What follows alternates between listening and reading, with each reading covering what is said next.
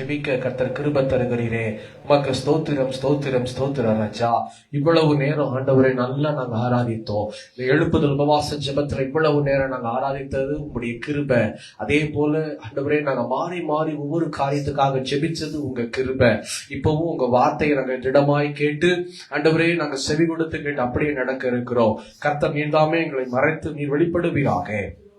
இந்த அடிமையை மறைச்சு நீங்க வெளிப்படுங்கப்பா. நீங்க பேசுங்க, நாங்க கேட்கிறோம்.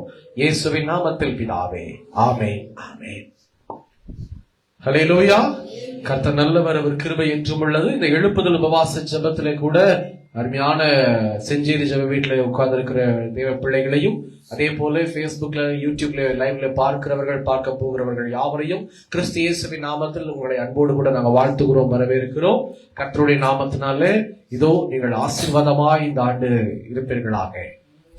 இந்த நாளிலும் கூட நம்ம விசேஷமா நல்ல பாட்டு பாடணும். ஆமென். நல்ல ஜெபிச்சோம். ஜெபிச்சீங்களா எல்லாரும்?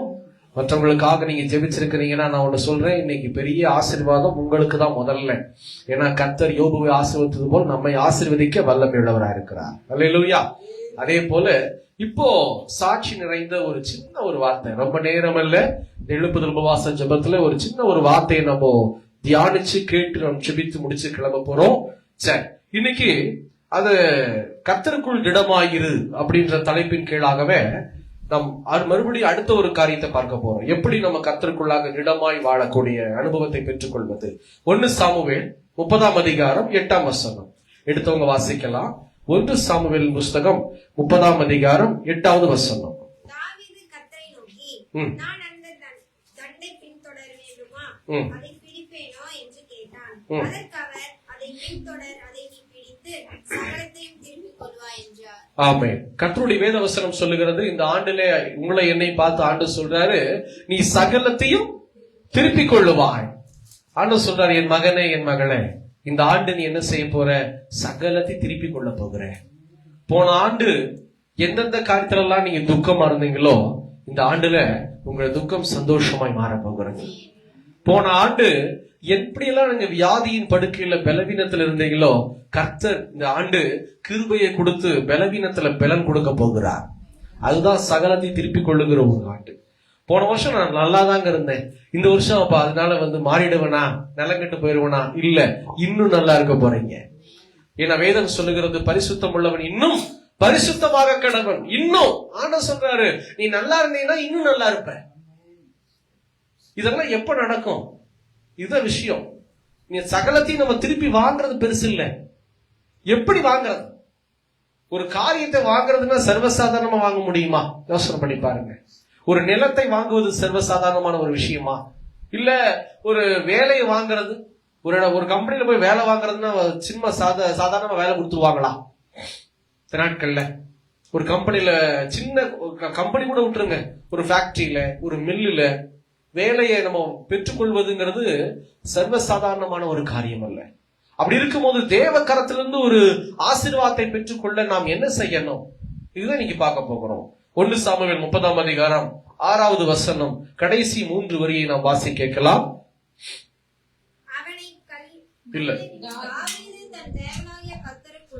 தாவீது தன் தேவனாகிய கர்த்தருக்குள்ளே தன்னை திடப்படுத்தி கொண்டான். இதுதான் ரொம்ப முக்கியம்.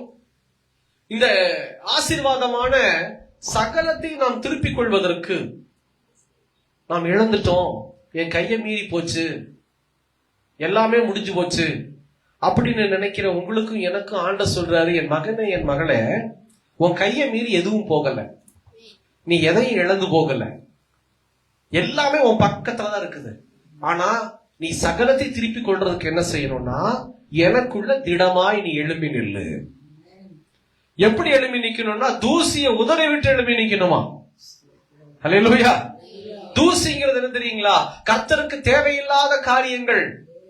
இயேசு சொல்றாரு, எனக்கு பிரியமில்லாததை நீ இன்னும் பக்கத்திலே வச்சுக்கிட்டு என்னை ஆசீர்வதியும் ஆண்டவரே, ஆசீர்வதியும் ஆண்டவரேன்னு சொன்னா நான் எப்படி ஆசீர்வதிக்கிறது?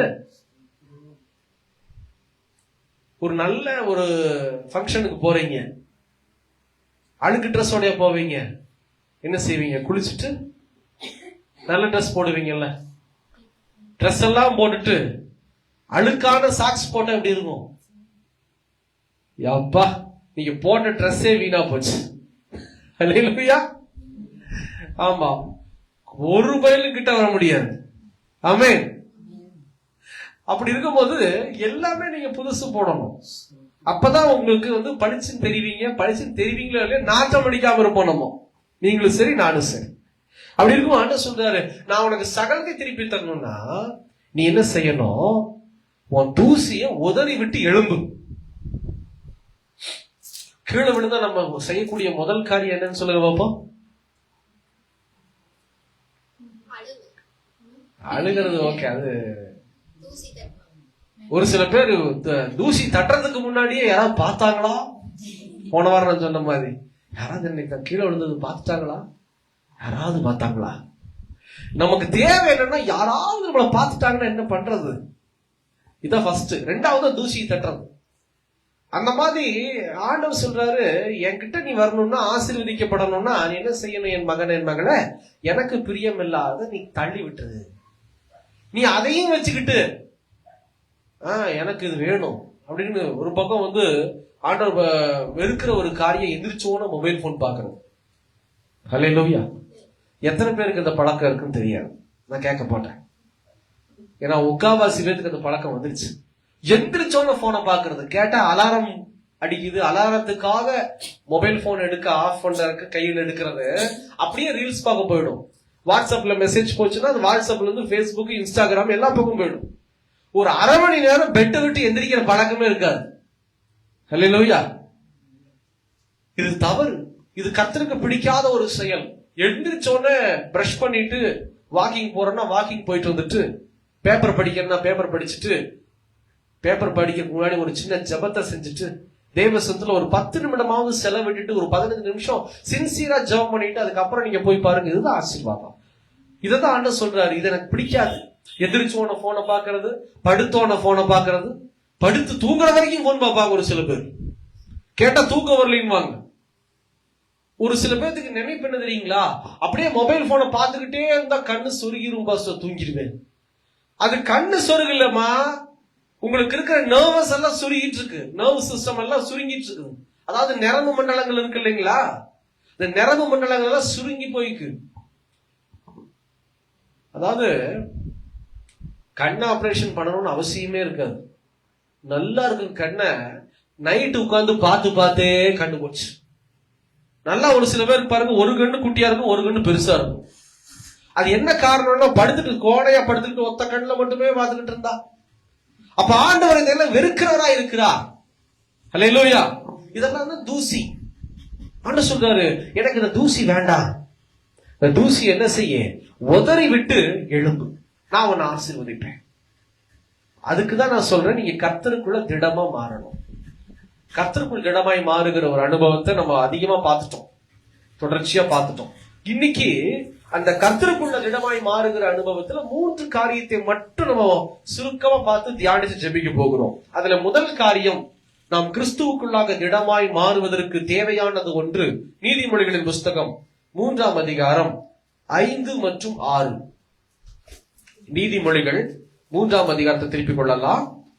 5வது வசனம் மற்றும் 6வது வசனத்தை வாசிக்க கேட்கலாம். ஃபர்ஸ்ட் பாயிண்ட், உன் சுய புத்தியின் மேல் சாயாமல் உன் முழு இருதயத்தோடும் கர்த்தர் மேல் நம்பிக்கையாயிருந்து உன் வழியெல்லாம்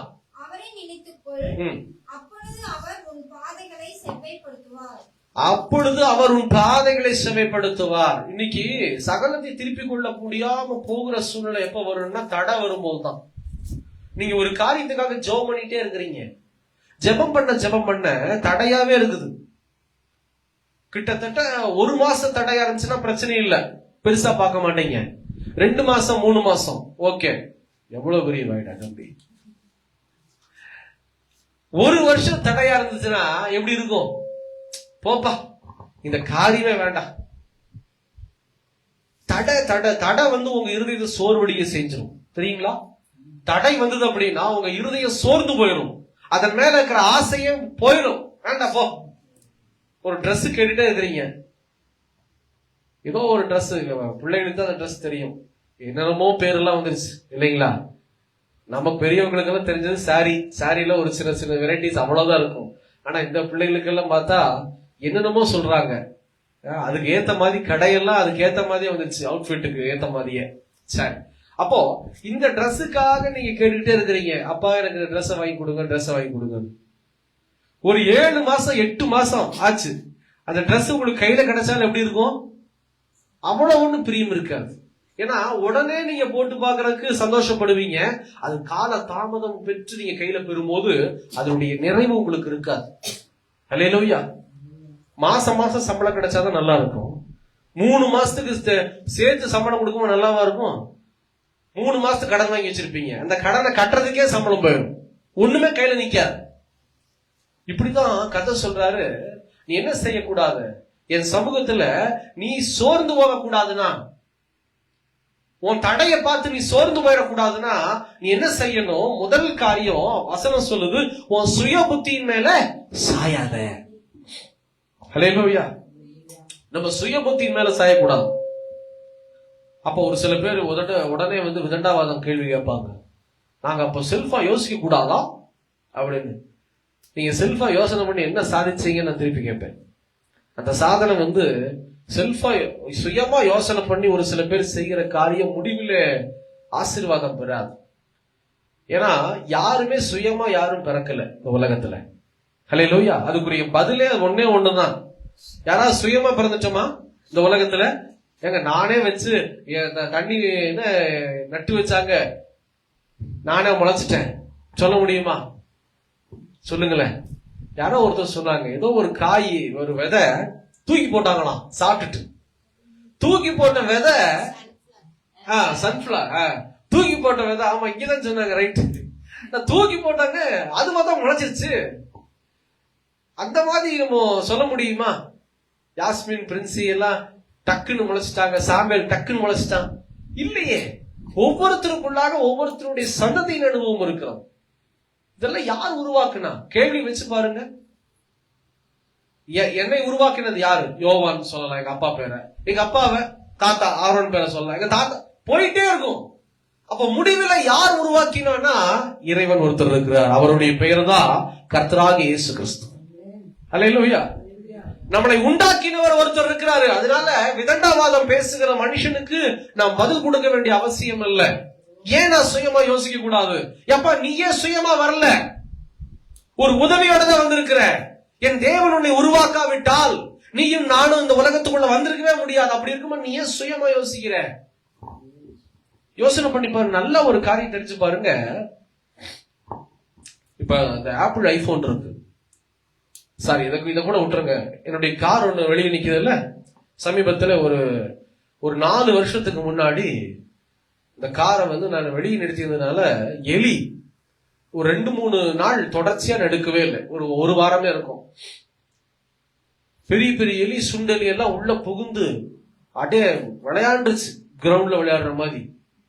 காரை திறந்து உள்ள போய் பாக்குறேன், எதுவுமே ஸ்டார்ட் ஆனா எதுவுமே லைட்டே எரியல. எனக்கு ரொம்ப பயந்துட்டேன், என்னடா பண்றது அப்படின்னு சொல்லிட்டு.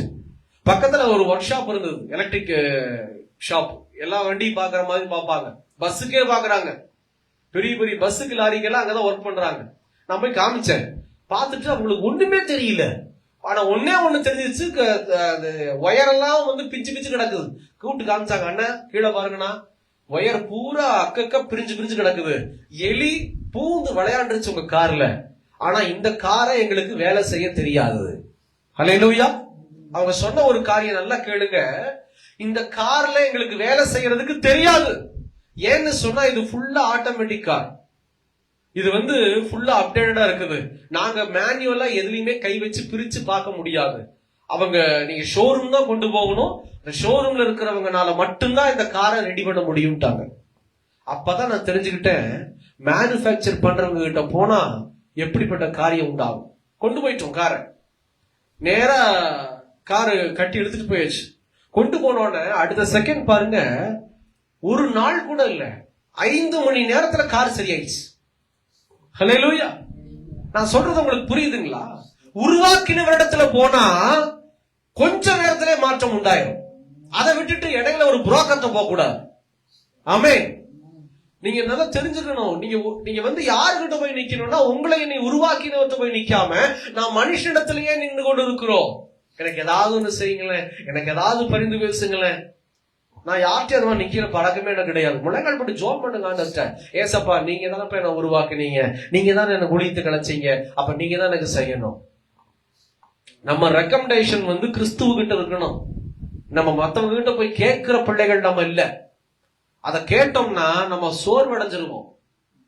நம்ம கேட்டுக்கிட்டே இருக்கிறோம்னா அவங்க ஓடிடுவாங்க வேற ஏதாவது தெருவில், ஐயோ வந்துட்டாண்டா கேட்கறதுக்கு அப்படின்னு. அப்ப ஆண்டவர் சொல்றாரு, சுய புத்தியின் மேல சாயாத. நம்ம சுயமா யோசனை பண்ணோம்னா நம்ம புத்தி என்ன தெரியுமா சொல்லும், இதான் சொல்லும். ஒண்ணும் இல்ல. ஃபார் எக்ஸாம்பிள் பிராக்டிகலா நான் சொல்றேன் பாருங்க. இத்தனை பிள்ளைங்க இருக்கிறாங்க. நான் ஒரு நாள் நல்லா படிச்சுட்டு போயிருந்தேன். நானே பார்த்தது, காலேஜ்ல, ஸ்கூல்லயும் சரி காலேஜ்லயும் சரி நல்லா படிச்சுட்டு போயிருந்தேன். நான் படிச்ச ஆன்சர்ஸ் தான், கொஸ்டின் தான் வந்தது. கடன்னு எழுத ஆரம்பிச்சேன். திடீர்னு இடையில என்ன பண்ணேன், என்ன யோசிச்சுன்னு தெரியல, முன்னாடி இருக்கிறவன பார்த்து நம்ம கரெக்ட் பண்ணிக்கலாமான்னு சொல்லி நல்லா படிச்ச கொஸ்டினுக்கு ஆன்சர் எழுதிட்டு இருக்கேன். அப்பவும் முன்னாடி இருக்கிறவன ஒரு எட்டு பார்த்தேன் பாருங்க, காமிடான்னு. அடுத்த செகண்ட் நான் படிச்ச எல்லாமே மறந்து போச்சு. அவனை பார்த்து எழுத வேண்டிய சூழ்நிலை உண்டாயிடுச்சு. இது உங்களுக்கு எத்தனை பேருக்கு இந்த அனுபவம் இருந்திருக்கு? எல்லாத்துக்கிட்ட இருக்குங்க. அந்த பாபா இது உண்மையிலே அனுபவம்.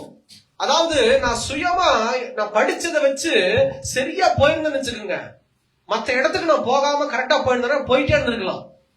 ஆனா டக்குன்னு வழி தடுமாறி வேற ஒருத்தர் காரியத்தை பார்க்கும் போது என் புத்தி தடுமாறிடுது.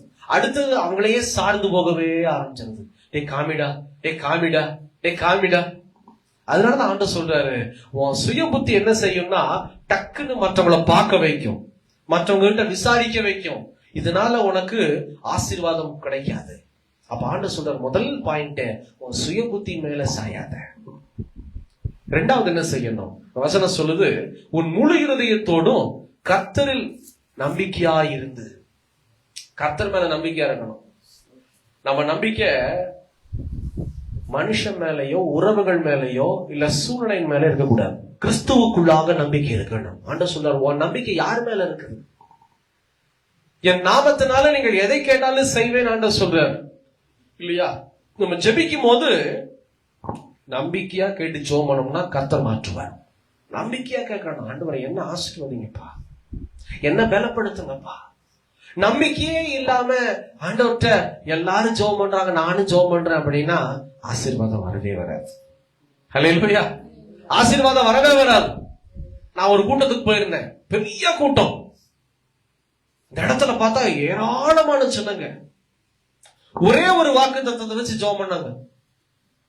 அந்த ஆண்டுல தேவன் கொடுத்தது ஒரே ஒரு வாக்குத்தத்த வசனம். அந்த வசனத்தை வச்சு எல்லாரும் ஜெபம் பண்ணுங்க, நீங்க ஆசீர்வாதத்தை பெற்றுக் கொள்ளுவீங்கன்றாங்க. எனக்கு ஒண்ணுமே புரியல. என்னன்னா எனக்கு ஸ்பெஷலா ஒரு வார்த்தை வேணும்ல. எனக்கு ஸ்பெஷலா வார்த்தை இல்லாம அதென்ன 100ல எல்லாரும் சேர்ந்து ஜெபம் பண்ணுங்க, நான் இந்த வாக்குத்தத்த வசனத்தை சுதந்திரித்துக் கொள்ளலாம்னு சொன்னா எனக்கு ஜெபம் பண்ணவே எனக்கு இஷ்டம் இல்ல. ஆனாலும் என்ன பண்ணேன்னா, ஆண்டவரே இந்த வாக்குத்தத்த வசனத்தின்படி என்னை ஆசீர்வதியோ, என்னை பலப்படுத்தும், இயேசுவின் நாமத்தில் பிதாவே ஆமென், முடிச்சிட்டேன். ஒரு 6 மாசம் கழிச்சு அதே இடத்துக்கு கூட்டத்துக்கு நான் போறேன். ஏகப்பட்ட சாட்சி வந்தது. என்ன சாட்சி அப்படின்னா, அவங்க சொல்றாங்க, வருஷ துவக்கத்துல நாங்க இந்த இடத்துக்கு வந்தோம், இந்த வாக்குத்தத்த வசனத்தை வச்சு ஜெபம் பண்ணுங்க, ஒப்பு கொடுங்க, நீங்க ஆசீர்வாதமா இருப்பீங்கன்னு சொன்னாங்க. அதை நம்பி நாங்க ஜெபிச்சோம். எங்க பிசினஸ்ல ஆசீர்வாதத்தை பார்த்துட்டோம், எங்க வேலையில ஆசீர்வாதம், எல்லாவற்றிலும் ஆசீர்வாதம்ட்டாங்க. எனக்கு அது கேட்டோம்னா ரொம்ப குழப்பமாயி போச்சு.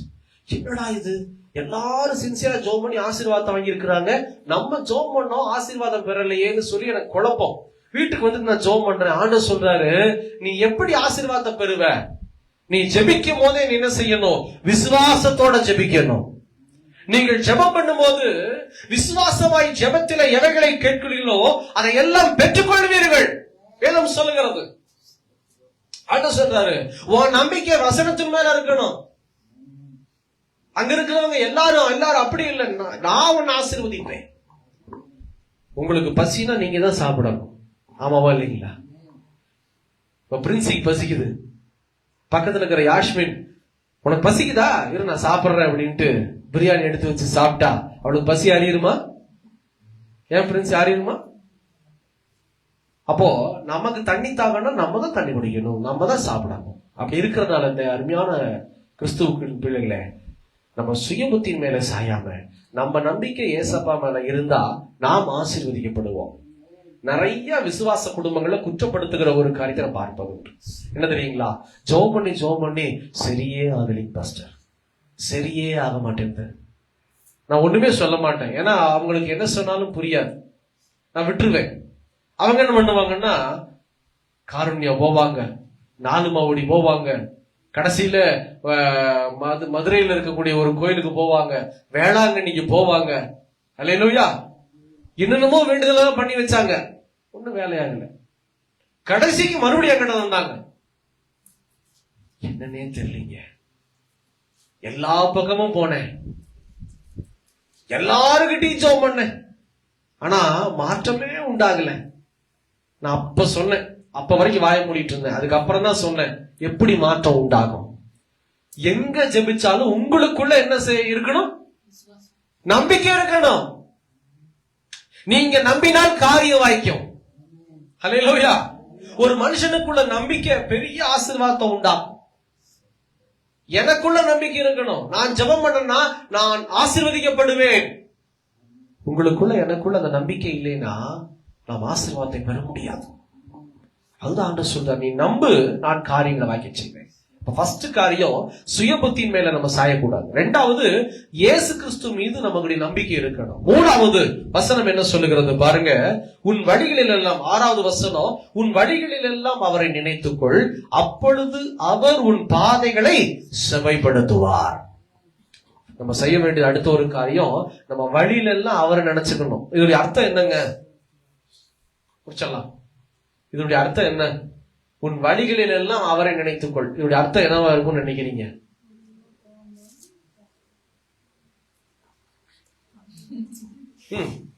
சொல்லு.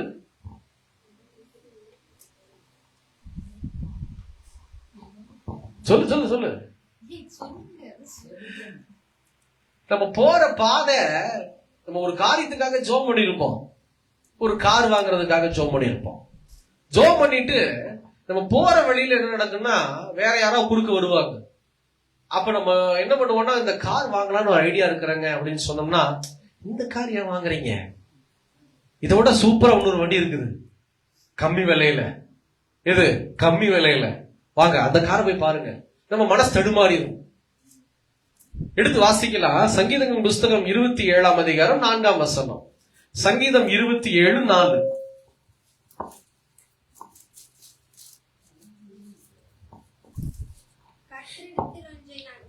கர்த்தரிடத்தில் ஒன்றை நான் கேட்டேன், அதையே நாடுவேன்.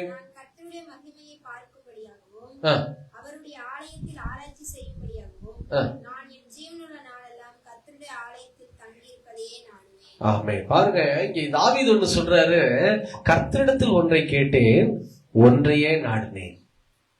என்ன அர்த்தம் தெரியுங்களா? ஒன்ன கேட்டுட்டு எப்ப பார்த்தாலும் அங்கிட்டுன்னு போக கூடாது. நீங்க ஒரு காரியத்துல ஈடுபட்டீங்கன்னா ஒண்ணுதான் நீங்க சரியா இருக்கணும். ஒரு பக்கம் டீ, இன்னொரு பக்கம் காபி, ரெண்டையும் வச்சு ஒரு சில பேர் இருக்காங்கப்பா, டீயும் குடிச்சுக்குவாங்க, காபியும் குடிச்சுக்குவாங்க, இளநியும் குடிச்சுக்குவாங்க. எல்லாம் வயிற்றுக்குள்ள போய் கொஞ்சம் நேரம் கழிச்சுதான் ரியாக்ஷன் வருங்கிறது நமக்கு தெரியல. ஒரு சில பேர் நான் பார்த்திருக்கிறேன் என் வாழ்க்கையில, எல்லாம் வாயில போயிட்டே இருக்கும், பிரதர் அதெல்லாம் ஒண்ணு இல்ல பிரதர், அதெல்லாம் ஒண்ணு இல்ல பிரதர் அப்படின்னு நினைச்சிருவாங்க. நமக்கெல்லாம் அப்படி முடியாதுப்பா. ஒரு நாள் என்னை பழி வாங்கினாங்க ஒரு வீட்டுல இருந்து. காப்பியும் வாங்கிட்டு வந்துட்டாங்க, அன்பின் பழி வாங்குதல் இது. ஆமா, தவறா போயிடும், அப்புறம் சண்டைக்கு வந்துருவாங்க.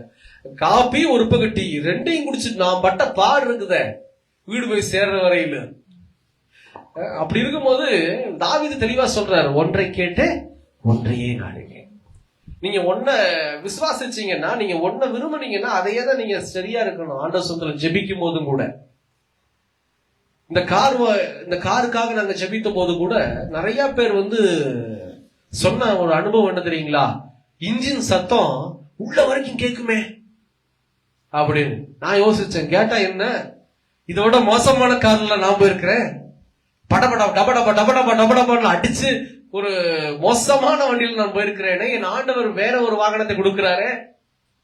நிறைய பேர் நிறைய யோசனைகளை சொல்லுவாங்க. நீங்க வெளியில போகும்போது நீங்க ஒருவேளை MBA படிக்கிறதுக்கு ஆசைப்படலாம், உயர் படிப்பு MBAவோ இல்ல MSஓ.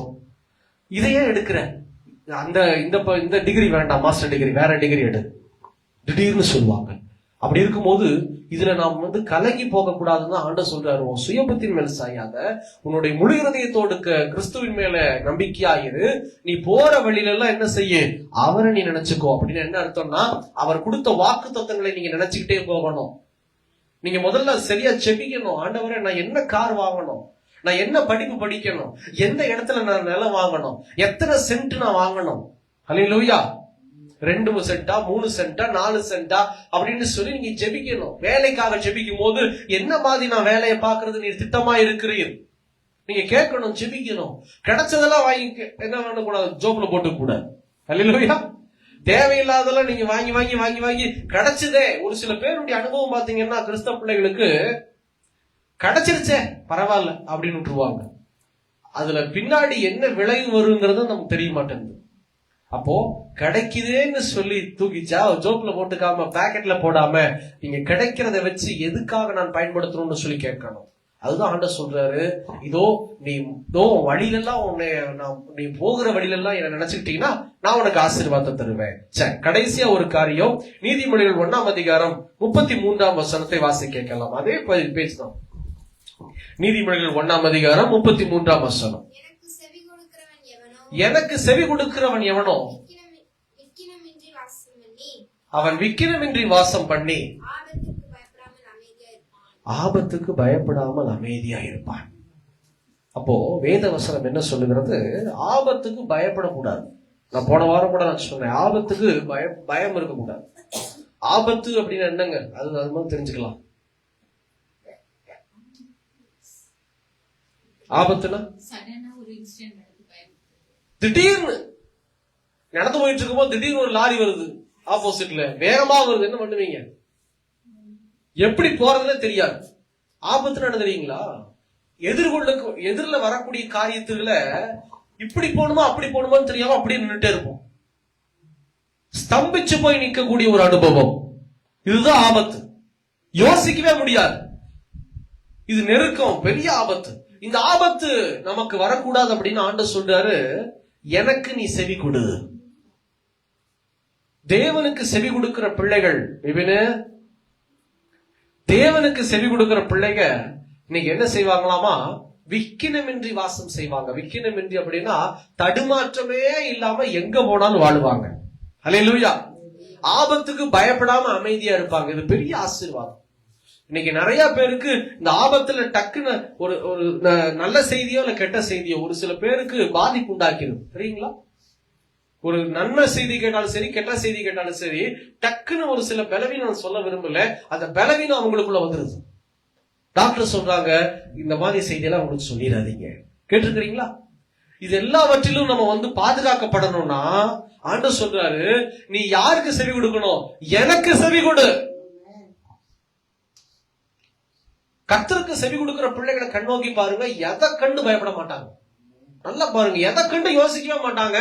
ஏன் அப்படின்னா ஒன்னே ஒண்ணு அவங்களுக்கு தெரியும், எனக்கு முன்னாடி இந்த கேமரா இருக்கிற மாதிரி இதோ இயேசு எனக்கு முன்னாடி இருக்கிறாரு. நன்மையோ தீமையோ அவரை தாண்டி தான் இடத்துல வர வேண்டும். அல்லேலூயா. நன்மை வந்தாலும் சரி, தீமை வந்தாலும் சரி, அவ்வளவு சுலபமா தீமை வராது. நீங்க கிறிஸ்துவை முன்னாடி வச்சு பாருங்க, நீங்க அவருக்கு செவி கொடுத்து பாருங்க, உங்களுக்கு ஒரு தீங்கையும் தேவன் அனுமதி கொடுக்க மாட்டார். உங்க குடும்பத்துக்கு அனுமதி கொடுக்க மாட்டார்.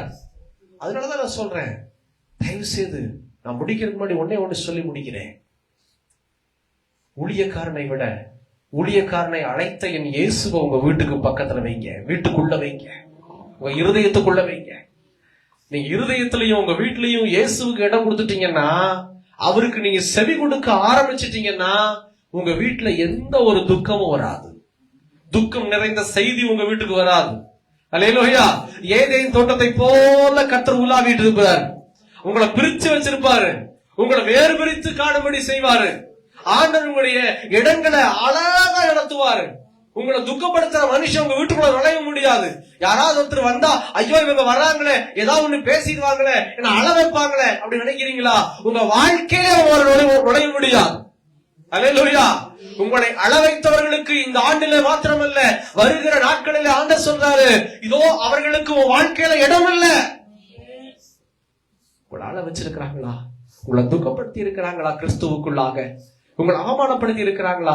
நீங்க தேவ சமூகத்துல கிட்டி சேரும் போது நான் சொல்லுகிறேன், அவருடைய வார்த்தைக்கு நீங்க செவி கொடுக்க நீங்க நன்மைதான் பெறுவீர்களே தவிர தீமையை பெற மாட்டீங்க.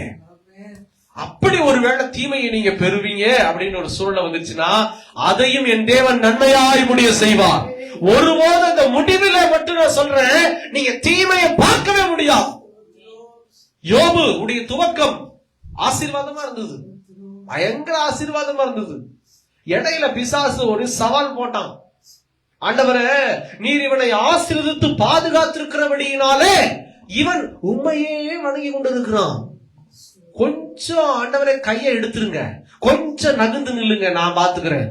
ஆண்டவர் சொன்னாரு, என் பையன் என்ன செய்ய மாட்டான், விட்டு கொடுக்க மாட்டான். எதை வச்சு சொன்னார் ஆண்டவர்? சொல்லுங்க பாப்போம். எதை வைத்து? யோபுவை பார்த்து ஆண்டவர் சேலஞ்ச் பண்றாரு. யோபு மேல ஆண்டவர் சேலஞ்ச் பண்றாரு. வானத்தையும் படைத்தவர் யோபு மேல, என் பையன் என்ன விட்டு கொடுக்க மாட்டான், பாத்துக்கலாம் அப்படின்னு. எதை வச்சு சொல்லிருப்பாரு நீங்க நினைக்கிறீங்க?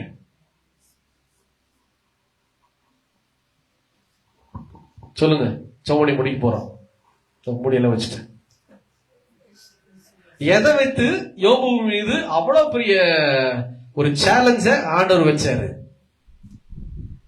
அவன் தேவனுக்கு செவி கொடுக்கிறவனா இருந்தான். ஹல்லேலூயா. அவன் ஆண்டவருக்கு செவி கொடுக்கிறவனா இருந்தான். எப்படிங்க சொல்றீங்க அப்படின்னா, அவன் ஒவ்வொரு நாளும் தேவனை தேடுகிற மனுஷனாய் காட்சி அளித்தான். அதனுடைய பூரணம் எப்படின்னா, பிள்ளைய ஆண்டவரை அதிகமா சரியா தேடல. பிள்ளைய வீட்டை விட்டு வெளியில போயிட்டு உள்ள வருமா என்ன செய்வீங்க சிஸ்டர்? இப்பவெல்லாம் அந்த பழக்கம் இல்ல. கால் கழுவிட்டு கை கால் கழுவாம உள்ள வராத, எங்கேயும் சுத்திட்டு இருந்திருக்கிற, எங்கேயும் சுத்தலமா, ஆபீஸ் தான் போயிட்டு வந்தேன். அதுதான் சொல்றேன், கை கால் கழுவா வீட்டுக்குள்ள வராத சொல்றீங்களா?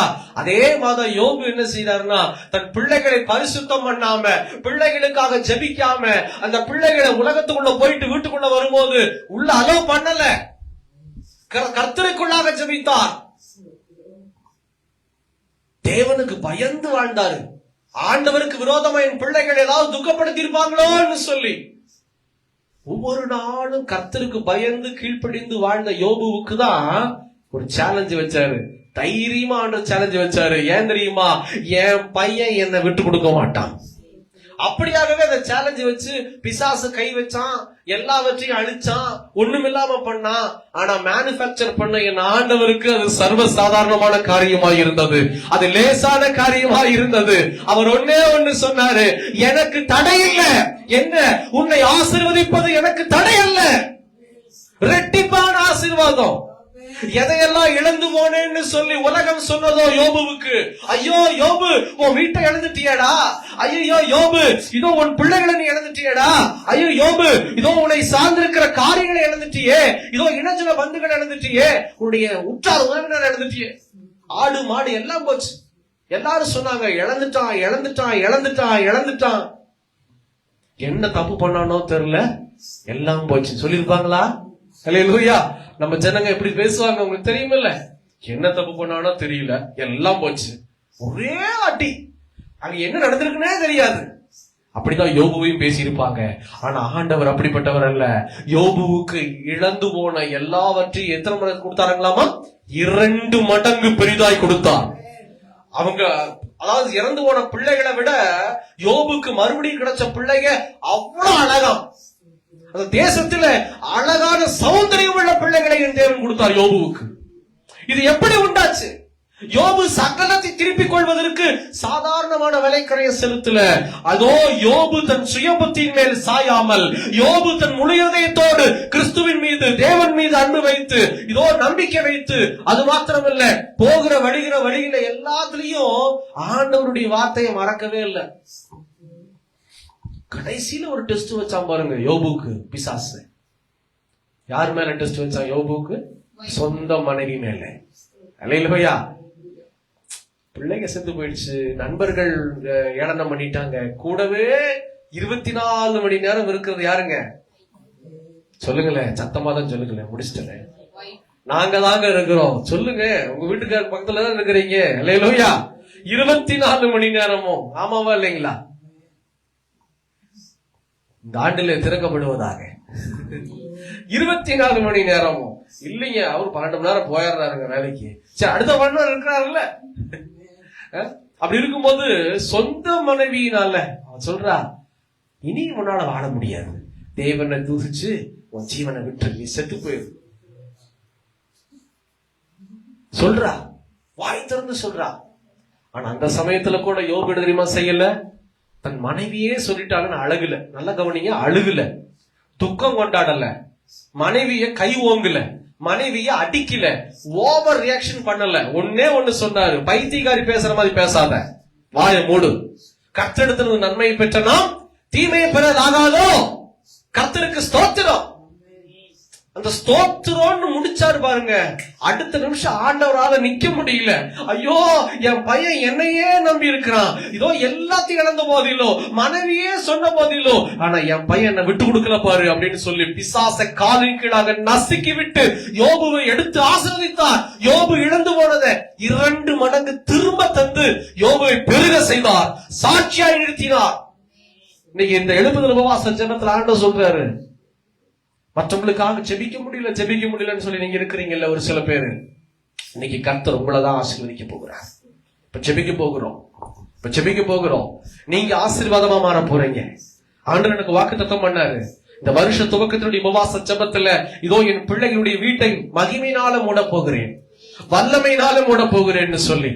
இன்னைக்கு உண்மையிலே சொல்றேன் பாருங்க, ஜெப குறிப்பு சரியான ஆவியாளருடைய வழிநடத்தலுடைய ஜெப குறிப்பு. ஏன்னா இதோ இந்த ஜெப ஆவி உங்க மேல ஊற்றப்பட்டாதான் நீங்க தடுமாற மாட்டீங்க. யோபு மேல ஒரு ஜெப ஆவி இருந்தது, கர்த்தர் மீது வாஞ்சையா இருந்த ஒரு ஜெப ஆவி இருந்தது. அதனாலதான் என்ன சூழ்நிலை வந்தாலும் ஆண்டவரை விட்டு நகரல, விட்டு கொடுக்கல. அதெல்லாம் தான் சகலத்தை திருப்பி கொள்ள முடிந்தது யோபுனால. இன்னைக்கு நீங்க இந்த ஜெப ஆவியை பெற்று விட்டு போய் பாருங்க, என்ன சூழ்நிலை வந்தாலும் கிறிஸ்துவுக்குள்ளாக வாழுவீங்க. அப்படியே கண்களை மூடி நாம் ஜெபிக்கலாமா? தலைகளை தாழ்த்தி, வல்லமை தேவை தேவா, வல்லமை தாரும் தேவா. இந்த பாடலை நாம் பாட பாட பாட இதோ தேவனுடைய மகிமை உங்களை நிரப்பட்டும், தேவனுடைய வல்லமை உங்களை நிரப்பட்டும். ஹல்லேலூயா, ஹல்லேலூயா. எல்லா அந்த பாடலுக்கு முன்னாக ஒப்பு கொடுங்க பார்க்கலாம். என்ன நிரப்புங்க ஆண்டவரே, என்ன நிரப்புங்க. எனக்கு ஜெப ஆவி வேணும். அதுதான் உங்க ஜெப குறிப்பா இருக்கணும். எனக்கு பிரியமான சகோதரனை, என் சகோதரிய, நீங்க ஒன்னே ஒண்ணு கேளுங்க. நீங்க உங்களுக்குள்ள பயம் இருக்குதா, குழப்பம் இருக்குதா? ஒன்னே ஒண்ணு, எனக்கு ஜெப ஆவி ஊற்றுங்க ஆண்டவரே. எனக்கு நான் ஜெபிக்கணும், நல்லா ஜெபிக்கணும், எனக்கு ஜெப ஆவி ஊற்றப்படட்டும். கேளுங்க பாப்பா. இந்த பாடல் பாட பாட பாட ஜெப ஆவி உங்க மேல ஊற்றப்பட போகிறது. எல்லா காரியங்களும் வெளியேற போகிறது. எல்லா தேவனுடைய மகிமை உங்களை மூடி மறைக்க போகிறது. ஹல்லேலூயா, ஹல்லேலூயா, ஹல்லேலூயா. இதோ தகப்பனுடைய பிள்ளைகளை நிரப்புங்கப்பா. ஜெப ஆவி ஊற்றப்படட்டும் ஆண்டவரே. ஆமென்.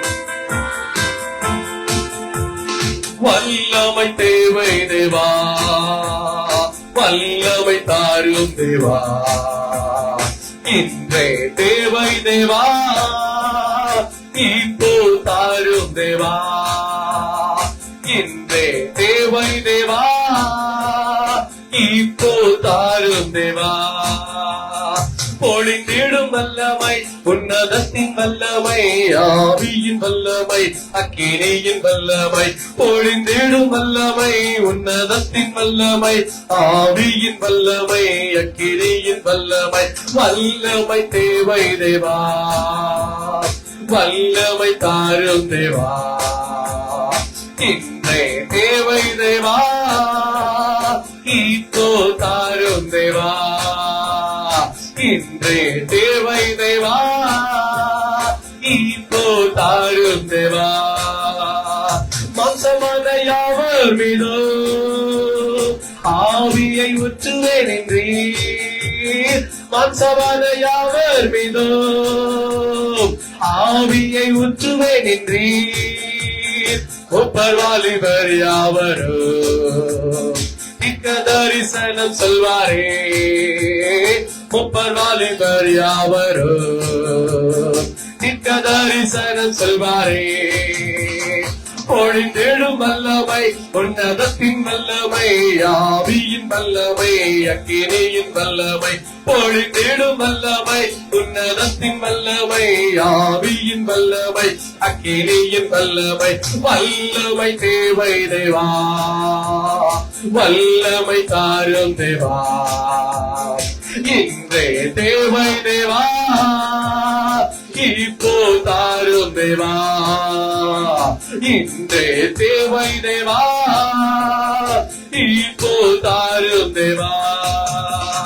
பெந்தேகோஸ்தே நாளே போல பெரிதான முழக்கத்தோடு, பெந்தேகோஸ்தே நாளே போல பெரிதான முழக்கத்தோடு வல்லமையாயிறங்கி வரங்களினாலே நிரப்போ, வல்லமையாயிறங்கி வரங்களினாலே நிரப்போ, பொழிந்திடும் வல்லமை, உன்னதத்தின் வல்லமை, ஆவியின் வல்லமை, அக்கினியின் வல்லமை, பொழிந்திடும் வல்லமை, உன்னதத்தின் வல்லமை, ஆவியின் வல்லமை, அக்கினியின் வல்லமை, வல்லமை தேவை தேவா, வல்லமை தாரும் தேவா, இன்றே தேவை தேவா, இப்போ தாரும் தேவா, இன்றே தேவை தேவா, இப்போ தாரும் தேவா. பெந்தேகோஸ்தே நாளே போல பெரிதான முழக்கத்தோடு, பெந்தேகோஸ்தே நாளே போல பெரிதான முழக்கத்தோடு வல்லமையாயிறங்கி வரங்களினாலே நிரப்போ, வல்லமையாயிறங்கி வரங்களினாலே நிரப்போ, பொழிந்திடும் வல்லமை, உன்னதத்தின் வல்லமை, ஆவியின் வல்லமை, அக்கினியின் வல்லமை, பொழிந்திடும் வல்லமை, உன்னதத்தின் வல்லமை, ஆவியின் வல்லமை, அக்கினியின் வல்லமை, வல்லமை தேவை தேவா, வல்லமை தாரும் தேவா, இன்றே தேவை தேவா, இப்போ தாரும் தேவா. எழுதிக்கலாமா? இன்றே தேவை தேவா. முடிஞ்சவங்க மட்டும் எழுதுவீங்க. பொழிந்திடும் வல்லமை, உன்னதத்தின் வல்லமை, ஆவியின் வல்லமை, அக்கினியின் வல்லமை, பொழிந்திடும் வல்லமை, உன்னதத்தின் வல்லமை, ஆவியின் வல்லமை, அக்கினியின் வல்லமை, பொழிந்திடும் வல்லமை, உன்னதத்தின் வல்லமை, ஆவியின் வல்லமை, அக்கினியின் வல்லமை, பொழிந்திடும் வல்லமை, உன்னதத்தின் வல்லமை, ஆவியின் இணையின் வல்லமை, மாசமான யாவர் மீதோ ஆவியை ஊற்றுவேன் என்று, மாசமான யாவர் மீதோ ஆவியை ஊற்றுவேன் என்று, முப்பர்வாலைவர் யாவரோ தரிசனம் செல்வாரே, முப்பர்வாலைவர் யாவரோ தரிசனம் செல்வாரே, பொழிந்திடும் வல்லமை, உன்னதத்தின் வல்லமை, ஆவியின் வல்லமை, அக்கினியின் வல்லமை, பொழிந்திடும் வல்லமை, உன்னதத்தின் வல்லமை, ஆவியின் வல்லமை, அக்கினியின் வல்லமை.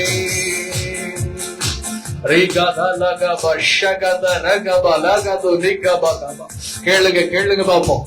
ஜெப ஆவிய மேல ஊற்றப்படட்டும். இன்னைக்கு இன்னைக்கு இன்னைக்கு எனக்கு ஜெபிக்கணும், நான் ஜெபிக்கணும் ஆண்டவரே, நான் ஜெபிக்கணும், நல்ல வேதத்தை வாசிக்கணும். இதோ இந்த ஆண்டுல என் வீட்டுக்காரர் ரட்சிக்கப்படணும் ராஜா, என் பிள்ளைங்க ரட்சிக்கப்படணும். எத்தனை பேருக்கு விசுவாசம், எத்தனை பேருக்கு இந்த விசுவாசம் இருக்குது? ஆண்டவர்கிட்ட விசுவாசமா கேளுங்க பாப்போம். என் ஆண்டவர் சொல்றாரு, ஜெபத்துல எவைகளை விசுவாசத்தோடு கேட்கிறீர்களோ அதையெல்லாம் பெற்றுக்கொள்ள போறீங்க ஏசப்பான்னு சொல்லி. உங்களுக்குள்ள இருக்கிற பயங்களுக்காக செபிங்க. எனக்குள்ள இருக்கிற பயம் வெளியேறட்டும், எனக்குள்ள இருக்கிற பயம் வெளியேறட்டும். இயேசுவின் நாமத்தில் பயமுறுத்துகிற பொல்லாத பிசாசே, உனக்கு இடத்துல அதிகாரம் கிடையாது. இயேசுவின் நாமத்தில் உன்னை சபித்து வெளியேற்றுகிறேன். பொல்லாத விக்கிரகத்தின் ஆவிகள் இயேசுவின் நாமத்தினாலே எல்லா குழப்பத்தின் ஆவிகள் வெளியேறுவதாக. ஆண்டவரே, உடைய பிள்ளைகளை துக்கப்படுத்துகிற காரியங்கள் இந்த இடத்தை விட்டு வெளியேறட்டும். அவங்க வீட்டுக்குள்ள ஆளுகை செய்கிறதான ஓ ரக ரகது நகக ஷகக பங்கர ஓ ஹalleluya. ஓ தகப்பனே, உடைய பிள்ளைகளுடைய வீட்டில் ஆளுகை செய்கிறதான எல்லா பொல்லாத பிசாசுகளை சபித்தப்படுத்துகிறோம் இயேசுவின் நாமத்தில். வியாதிகள் வெளியேறட்டும், வெளியேறட்டும். அப்பா மறைந்து போகட்டும். ஓ கட்டிகள் மறையட்டும் இயேசுவின் நாமத்தில். பொல்லாத பலவீனங்கள் வெளியிட்டு ராஜா. ஓ ரகக ஷக ரகது நிக. நன்றி பரிசுத்த ஆவியானவரே. Thank you. Hallelujah. Hallelujah. ஓ ஷகத நகத நிகவா. என் பிள்ளை இப்பதான் ஆசீர்வாதமா இருக்கிறா. மறுபடியும் என் பிள்ளையினுடைய வாழ்வு மாறிவிடுமோ? பின்மாற்றத்துக்குள்ள என் பிள்ளையினுடைய வாழ்க்கை போய்விடுமோ? பார்ப்பதற்கு ஏதுவா இல்லாதபடிக்கு என் பிள்ளையினுடைய வாழ்வு மங்கிவிடுமோ என்று சொல்லி இங்க ஒரு தாய்க்கு கவலை. பரிசுத்தமுள்ள ஆவியானவர் திருவுள்ள பற்றுகிறார். நான் ஆசீர்வதிக்கிற தெய்வம் என்று சொல்லி இதோ இந்த தாய்க்கு ஆண்டவர் சொல்றாரு, உன் பிள்ளைக்கு தீங்கு துக்கப்படுத்தாது. என் ஆணி பாய்ந்த கரம் உன் பிள்ளையோடு கூட இருக்கிறபடியினால், இதோ உன் பிள்ளையோடு கூட இருக்கிறபடியினால் நான் பார்த்துக் கொள்ளுவேன். ஓ, நீங்க செய்ய வேண்டிய காரியம் ஒன்னே ஒண்ணுதான். யோபுவை போல ஜெபிக்கணும். உங்க பிள்ளைக்காக தேவ சமத்துல செபிக்கணும், குடும்பத்துக்காக செபிக்கணும். தேவ சமூகத்துல நீங்க சொல்லணும், நானும் என் வீட்டார்மோ என்றால் கர்த்தரையே சேவிக்கிறோம். இதோ நாங்க வேற யாரையும் சேவிக்கல, எனக்கு இயேசுவை தான் நான் சேவிக்கிறேன்னு சொல்லத்தக்கதாக ஆண்டவரே, இன்னைக்கு உங்களுடைய பிள்ளைகளுடைய வீட்டுல ஜெப ஆவி ஊற்றப்படட்டும் ராஜா. இப்படிப்பட்ட ஜெப ஆவி ஊற்றப்படட்டும். பயந்து கொண்டு இருக்கிறது தாய் மேல ஜெப ஆவி ஊற்றப்படுவதாக இயேசுவின் நாமத்தினாலே, இயேசுவின் நாமத்தினால். என்னால எதையுமே பேச முடியல, எது பேசினாலும் தப்பா போயிருது. இன்னைக்கு ஆண்டவர் சொல்றாரு, இல்ல இல்ல இல்ல இல்ல, நான் பார்த்துக்கொள்ளுவேன், நீ பயப்படாத, பயப்படாத, பயப்படாத. ரீமா கஷகது அம்பரகலஹது ரிகபா. அழுகாத ஒரு குறை, அழுகாத ஒரு குறை. யாருகிட்ட எதையும் சொல்ல முடியல, இதோ என் பிள்ளைகிட்ட எதையும் பேச முடியல. நான் எங்கதான் போய் நிக்கிறது, யாருக்காக என்ன செய்யறது, இதோன்னு சொல்லி தடுமாறி நிக்கிற அருமையான அன்பு தாயை பார்த்து நானும் சொல்றாரு, ஓ இருதயம் பயப்படவும் கலங்கவும் வேண்டாம். ஓ லகாபா தரபா கஷகந்த லகா. ஓ தகப்பனே, இதோ நீ சகலத்தை திருப்பிக் கொள்வாய் என்கிற வேத வசனத்தின்படி உம்முடைய பிள்ளைகள் உம்மை தேட தேட சகலத்தை திருப்பிக் கொள்வார்களாக, சகலத்தை திருப்பிக் கொள்ளுவார்களாக. இதோ தேவனை தேடி யோபு சகலத்தை திருப்பிக் கொண்டாரு, சகலத்தை திருப்பிக் கொண்டாரு. திரும்ப பெற்றுக் கொண்டதை மறுபடியும் பிசாசு கை வைக்க என் ஆண்டவர் அனுமதி கொடுக்கல. அதே போலதான் இடத்துல ஆண்டவர் சொல்றாரு, இன்னைக்கு உங்க பிள்ளைகளுக்காக ஜெபம் பண்ணி ஒரு சில ஆசீர்வாதங்களுக்குள்ள நுழைய வச்சிருக்கிறீங்க. ஆனா நீங்க நினைச்சுக்காதீங்க மறுபடியும் போயிருமோன்னு சொல்லி. மறுபடியும் பிசாசு கை வைக்க என் ஆண்டவர் யோபுவுக்கு அனுமதி கொடுக்கல. யோபுவுடைய சார்ந்திருக்கிற ஜனங்கள் மீது பிசாசானவன் கை அனுமதி வைக்க அனுமதி கொடுக்காத சமயத்துல எப்படி ஆண்டு கொடுப்பாரு? ஆண்டவர் கொடுக்க மாட்டாரு. தோ தேவ கரம் உங்க பிள்ளைகள் மேல ஆளுகை செய்ய போகிறது இயேசுவின் நாமத்தினாலே. ஆண்டவர், இங்க தொடப்பட்ட பிள்ளைகள் உம்முடைய பிள்ளைகளா இருக்கிறார்கள். உம்மாலே தொடப்பட்ட குடும்பங்கள் உம்முடைய குடும்பமா இருக்கிறது. உம்முடைய பிள்ளைகளை ஒருபோதும் ஓ தகப்பனே இந்த ஆண்டு வியாதியினாலே, பலவீனத்தினாலே, சோர்வினாலே, கலக்கத்தினாலே, பரிசுத்த குலச்சினாலே தொட முடியாத அளவுக்கு இயேசுவின் நாமத்தினாலும் இயேசுவின் பரிசுத்தம் உள்ள ரத்தத்தினாலும் முத்திரையிடுகிறேன். தேவ வல்லமை இறங்கினதுக்காய் ஸ்தோத்திரம். சகலத்தை திருப்பிக் கொண்டதுக்காய் ஸ்தோத்திரம். இன்னும் கூட நாங்க சகலத்தை திருப்பிக் கொள்ள ஆண்டவரே மகிமை செய்யப்பா. எங்க மேல மகிமையை உதிக்க செய்யப்பா. எங்களுக்கு ஆண்டவரே அப்பா ஸ்டீஃபன் பிரதர் எங்களுக்கு வேணும், சுரேஷ் பிரதர் வேணும், பிரவீன் வேணும், யஸ்வந்த் வேணும், துர்ராஜயா ஃபேமிலி வேணும் ஆண்டவரே. இன்னும் ஆண்டவரே அப்பா இந்த கிராமமே உமக்கு சொந்தமா மாறணும் ராஜா. இந்த கிராமத்துல இருக்கிற அத்தனை வாலிப பசங்க குடும்பங்கள் எல்லாம் எங்களுக்கு வேணும் ஏசப்பா.